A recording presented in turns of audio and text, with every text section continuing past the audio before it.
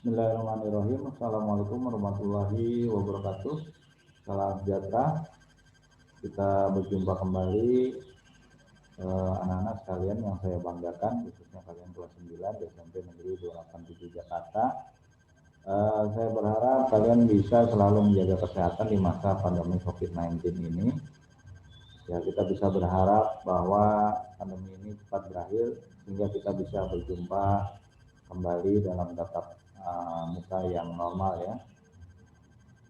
Anak-anakku di kelas 9, saya berharap kalian selalu menjaga kesehatan ya, karena kalian sebentar lagi akan lulus dan selalu bekerja dengan waktu dengan materi yang padat setiap mata pelajaran.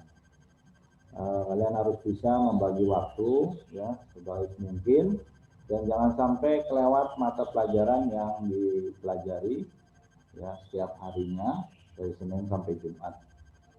Baik, untuk perjumpaan kita kali ini untuk mata pelajaran ilmu pengetahuan sosial di kelas 9, kita akan mempelajari dengan judul interaksi antar ruang negara di benua Asia dan di benua lainnya. Kemarin kan kita sudah mempelajari hal itu ya. Nah, yang kita pelajari sekarang adalah mengenai interaksi antar ruang, ya, interaksi antar ruang. Nah,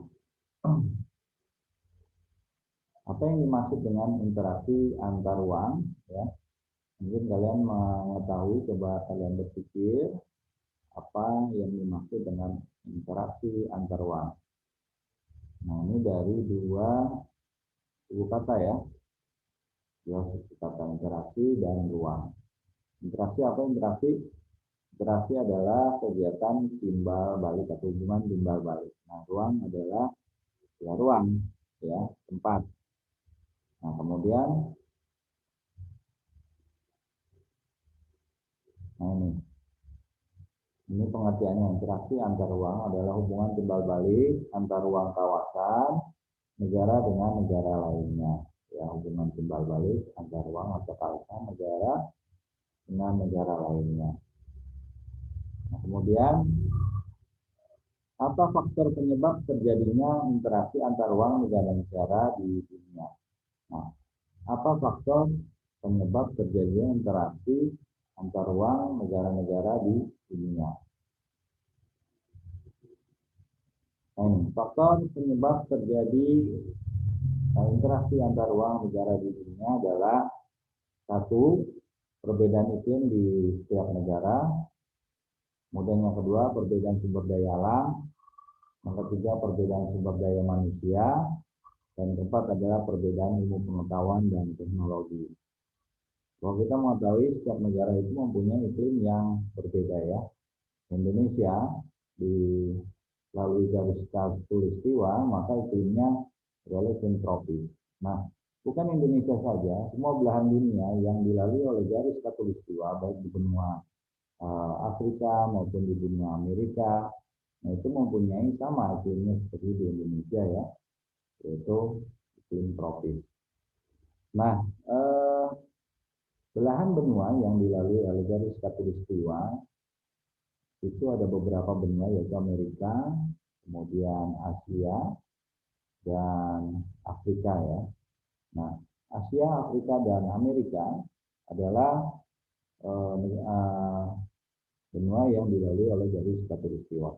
Maka di tiga benua tersebut yang dilalui oleh garis khatulistiwa mempunyai iklim yang sama, yaitu iklim tropis. Nah, kemudian ada lagi perbedaan sumber daya alam. Nah, sumber daya alam setiap wilayah, setiap benua, setiap negara itu berbeda-beda. Nah, sehingga orang membutuhkan hal ini. Kita tahu seperti halnya dulu negara Eropa datang ke Indonesia ya berbondong-bondong. Nah, mereka ingin menguasai atau memonopoli daripada perdagangan rempah-rempah yang ada di Indonesia. Nah, sumber daya alam Indonesia yang subur memang mempunyai segala macam keanekaragaman hayati ya, dan itulah yang membuat Indonesia terkenal ya di mata dunia. Nah, sehingga orang-orang Eropa pada masa itu datang beramai-ramai ke Indonesia hanya untuk mencari rempah-rempah yang dibutuhkan di negaranya. Nah, di negaranya itu mereka tidak mempunyai rempah-rempah ya, karena di Eropa rempah-rempah tidak tumbuh. Ya, rempah-rempahnya tumbuh di belahan benua tropis. Kemudian perbedaan sumber daya manusia. Nah, ini juga menjadi eh, faktor penyebab interaksi antar ruang, perbedaan sumber daya manusia. Nah, Indonesia walaupun negara kita kaya dengan sumber daya alam, tetapi untuk sumber daya manusia masih terbatas walaupun memang jumlahnya sekarang lambat laun semakin bertambah, tetapi masih juga kurang ya, jumlahnya. Sehingga Indonesia membutuhkan beberapa tenaga ahli asing ya untuk bisa membantu pembangunan yang ada di negara ini. Nah, kemudian juga perbedaan ilmu pengetahuan dan teknologi. Nah, kita mengetahui bahwa Indonesia ini berabad-abad dijajah oleh bangsa asing. Nah, sehingga perkembangan dalam ilmu pengetahuan dan teknologi itu agak lamban ya, karena kita mengalami penjajahan. Nah, waktu sekarang dunia tidak ada batasan lagi atau globalisasi. Nah, Indonesia pelan-pelan juga mengejar ketertinggalan ilmu pengetahuan dan teknologi. Nah, kekayaan-kekayaan iptek yang dimiliki oleh beberapa negara itu membuat setiap negara saling membutuhkan dan bertukar informasi mengenai kemajuan-kemajuan iptek di masa sekarang ini. Oke, itu faktor penyebab terjadi interaksi antar ruang di negara di dunia, ya. Faktor penyebab interaksi terjadi interaksi. Faktor penyebab terjadinya interaksi antar ruang negara di dunia. Nah, ini ya, ada 4.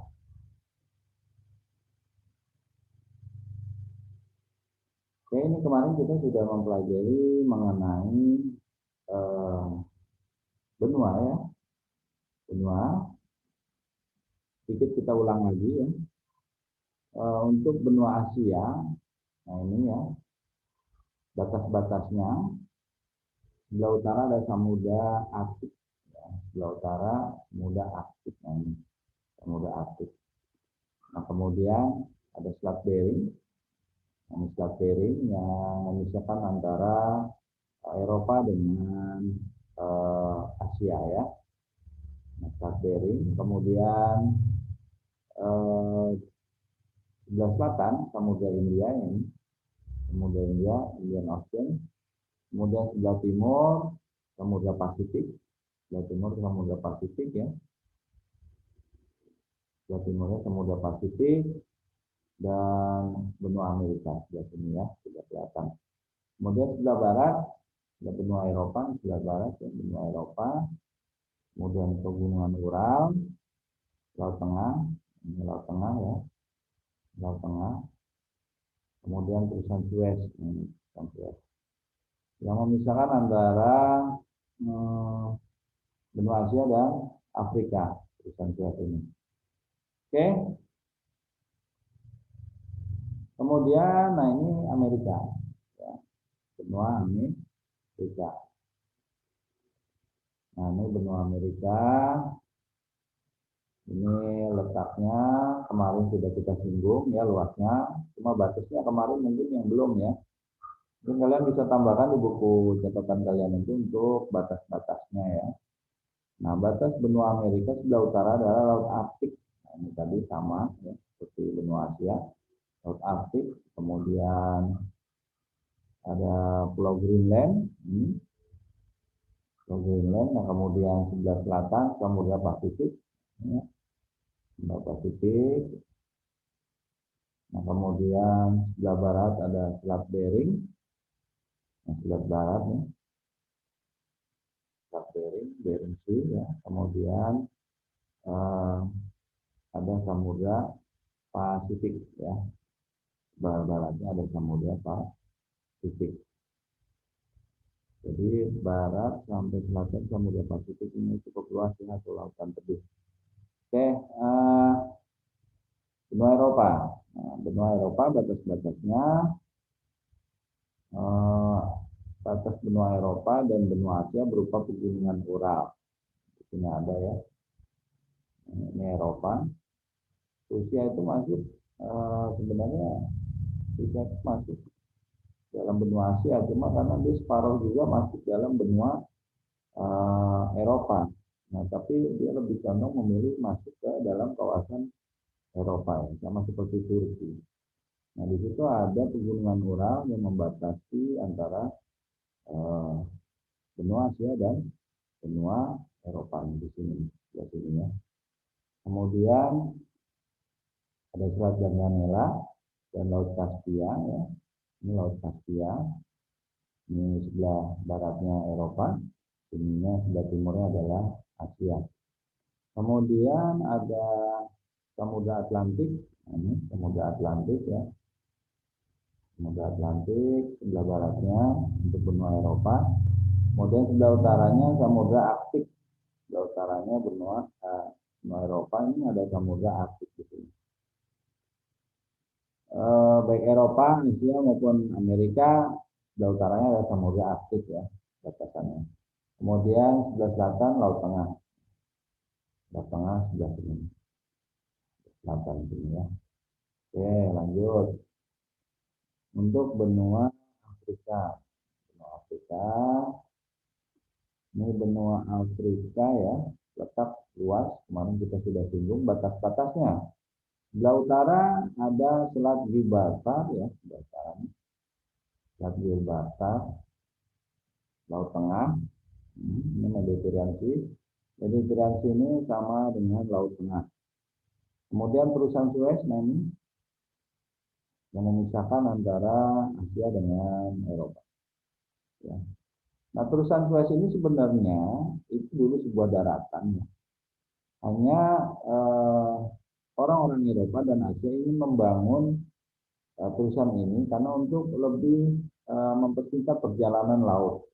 Nah, dulu melalui Afrika, dari Asia ke Afrika, orang baru bisa sampai ke Eropa. Nah, dengan adanya terusan Suez ini, berarti dari Asia ini bisa motong langsung masuk lewat Laut Merah ini, masuk ke terusan Suez ini. Terus kemudian tembus langsung ke Laut Tengah, sampai di Eropa deh ya. Kalau dahulu, sebelum pembangunan terusan Suez pada abad 19 ini, orang melalui ini, ya, lewat selatan benua Afrika, terus ya, makan berbulan-bulan sampai ke Eropa. Oke, terusan Suez memisahkan antara Asia dengan Afrika. Baik. Kemudian ada Laut Merah nih, Laut Merah ya. Kemudian Selat Bab, ya, Lemandep dan Teluk Aden. Nah ini dari sebelah utaranya si benua Afrika ya. Kemudian sebelah barat Samudra Atlantik. Sebelah barat Samudra Atlantik. Kemudian sebelah timur Samudra Hindia, sebelah sininya. Sebelah barat Samudra Atlantik, sebelah timur Samudra Hindia untuk Afrika. Sebelah selatan Samudra Atlantik juga, ya. Kemudian Samudra Hindia. Ini untuk Afrika. Nah sekarang Australia, ya kemarin letak luas wilayah sudah batas-batas sebelah utara Laut Timur, ya. Ini Laut Timur. Kemudian Arafuru, ya Laut Arafuru. Kemudian Selat Torrens dan Laut Coral. Ya, sebelah utara. Sebelah selatan Samudra Hindia, ya. Sebelah selatan Samudra Hindia. Sebelah timur Laut Tasmania di sini. Ya, Laut Tasmania dan Samudra Pasifik sebelah sananya ya. Kemudian sebelah barat ada Samudra Hindia. Jadi sebelah selatan maupun sebelah barat dibatasi oleh Samudra Hindia. Ini untuk benua Australia. Nah, baik, seluruh siswa kelas 9, ini ada lembar kerja ya untuk kalian. Judulnya adalah interaksi antar ruang negara-negara di benua Asia dan benua lainnya. Letak luas dan batas-batas benua Asia dan benua lainnya di dunia. Nah, ini kalian buat di buku kalian ya. Ini, selain tadi yang saya sudah jelaskan, kalian tulis kembali. Nah, kemudian ini kalian buat tugas ini, lembar kerja ini. Nah, kalian lengkapi nih. Benua Asia, letak astronominya, batasnya ya, Amerika, Afrika, Australia, Eropa. Peta astronominya, kemudian batas-batasnya, utara, selatan, barat, ya timur mana, kemudian region ada wilayah ya, kemudian luasnya berapa, iklimnya dan musim, kemudian khas keunikan di benua tersebut. Nah, kemudian julukannya benua Asia apa. Nah, kalian bisa melengkapi data ini ya, saya yakin. Nah, kalian kerjakan masing-masing individu ya, ini tugas individu kalian kerjakan sendiri. Oke, saya harap sampai ini kita perjumpaannya. Terima kasih. Sampai jumpa lagi di pertemuan berikutnya. Ya, salam sehat selalu. Jangan lupa selalu menjaga kesehatan di masa pandemi COVID-19 ini. Saya berharap kalian sehat-sehat selalu. Ya, kita saling berdoa, saling support untuk berdoa, memberikan semangat, memberikan kesehatan untuk kita semua. Terima kasih. Kurang lebihnya mohon maaf. Assalamualaikum warahmatullahi wabarakatuh. Salam sejahtera. Sampai jumpa kembali.